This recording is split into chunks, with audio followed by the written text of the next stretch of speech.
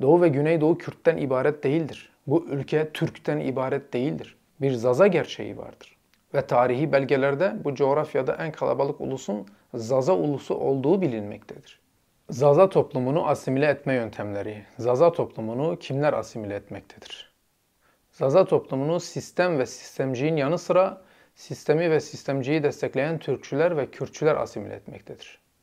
Bunların asimile etme yöntemlerinden söz edeceğim. Bu yöntemler ile Zazaları nasıl asimile ettiklerinden söz edeceğim. İlk olarak Zazaları sosyal medya üzerinde Zaza coğrafyasından, Zaza şehirlerinden söz ederken az bir nüfusa sahipmiş gibi dile getirerek asimile etmektedirler. Birçok sayfayı, kanalı görüyorsunuz sosyal medya üzerinde.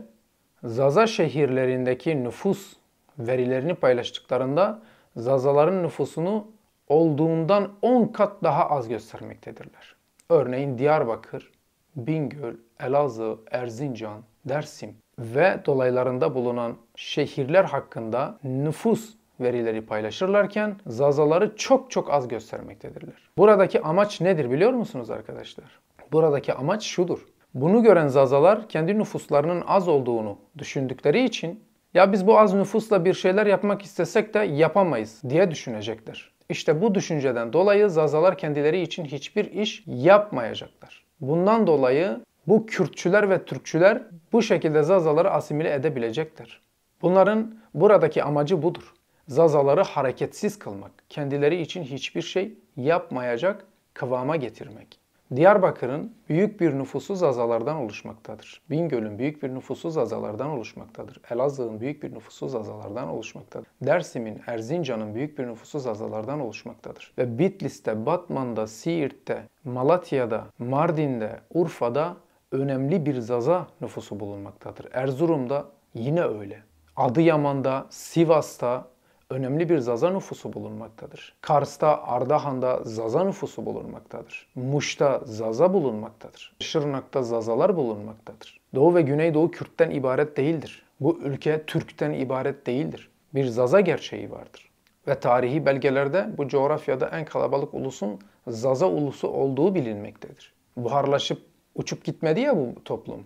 Asimile edildiler işte bu iki yapı tarafından. Zazalar çifte asimilasyona uğramaktadırlar. Bunun farkında olmalıdırlar.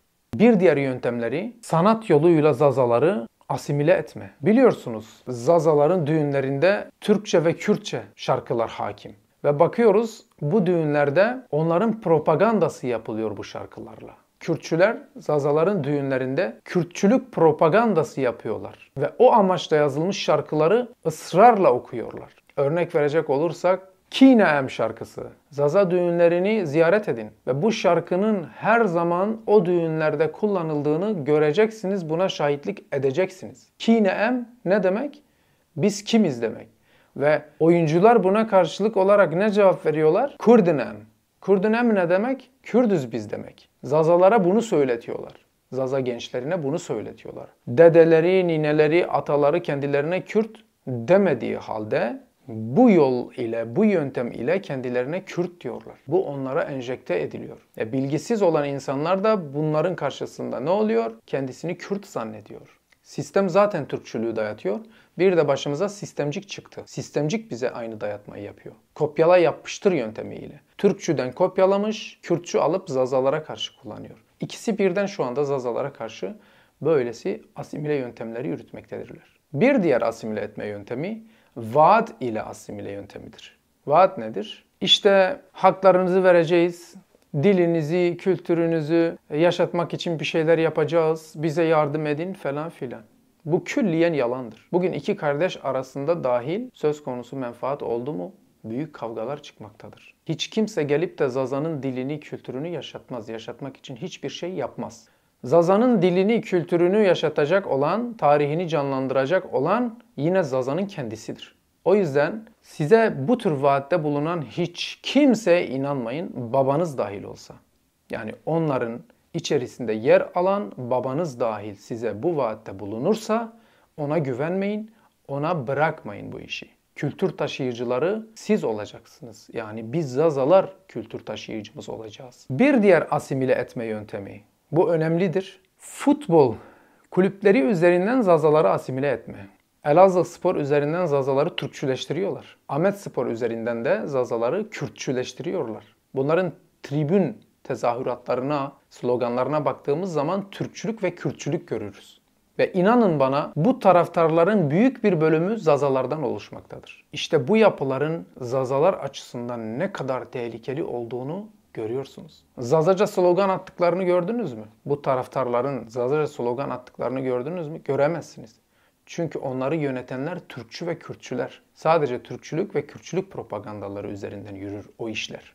Yani eğlence üzerinden Zazaları asimile etmektedirler. Bu tehlikenin farkında olmalıyız sevgili Zazalar. Kendi takımlarımızı kendimiz kurmalıyız. Bize hitap eden takım varsa onu desteklemeliyiz. Onun taraftarı olmalıyız. Bize hizmet eden yapılara yanaşmalıyız. Zarar veren yapılardan uzaklaşmalıyız. Ne kadar seversek sevelim, uzaklaşabilmeliyiz. Çünkü geleceğimiz söz konusu.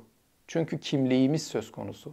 Çünkü dilimiz, kültürümüz, tarihimiz, cümle değerimiz söz konusu. Bunları sahiplenmezsek biz olmayız. Ve sinsi bir şekilde yürütülen bu asimilasyon yöntemlerinin farkında olmalıyız. Taraftarı olduğunuz Elazığspor ve Ahmetspor'un Zazaca sloganlar yapması hususunda kendilerini uyarın ve bunu onlara yaptırın. Zazaca slogan yaptırın onlara. Yapmıyorlarsa oradan uzaklaşın, kopun, desteklemeyin. Hiçbir şekilde destek vermeyin onlara. Ki yapmayacaklar. Göreceksiniz bunu. Yapmadıklarında da azıcık şerefiniz varsa onları zerre kadar desteklemezsiniz. Diyarbakır'ın büyük bir nüfusu, Elazığ'ın büyük bir nüfusu Zazalardan oluşmaktadır ve Zazalara dair hiçbir şey yapılmamaktadır. Bunlar farkındaysanız bizim gücümüz üzerinden güçlenmeye çalışıyorlar. Bu da bize neyi gösteriyor? Esasında asıl gücün Zazalarda olduğunu gösteriyor. Biz bilinçlendikçe güçleneceğiz. Bizi yok etmek isteyenler zayıflayacaktır. Ey Zaza, sen binlerce yıldır bu topraklarda varlığını sürdüren şanlı bir toplumun çocuğusun. Sen bu sinsi tuzaklara düşecek kadar düşüncesiz, bilgisiz olamazsın. Kendine gel. Bir şiir dörtlüğüm ile kapatmak istiyorum konuyu. Ve bu şiiri bütün Zazaların her yerde okumasını, yazmasını istiyorum. Çünkü Zazaların geleceği için çok önemli bir dörtlüktür. Şiirin adı Dönmem özümden ölsem ebedi. Ne Türktür adım ne Kürt. Olmaz benden Arap Ermeni. Aslım Zazadır, neslim Zaza. Dönmem özümden ölsem ebedi. Bu şiiri hafızanıza mutlaka kazımalısınız ve size zarar veren herkese karşı gür bir sesle kullanmalısınız, dillendirmelisiniz. Size saygı kazandıracak olan bu bilinçtir. Sizi siz yapacak olan bu bilinçtir. Sizi siz olduğunuz için sevdirecek olan bu bilinçtir.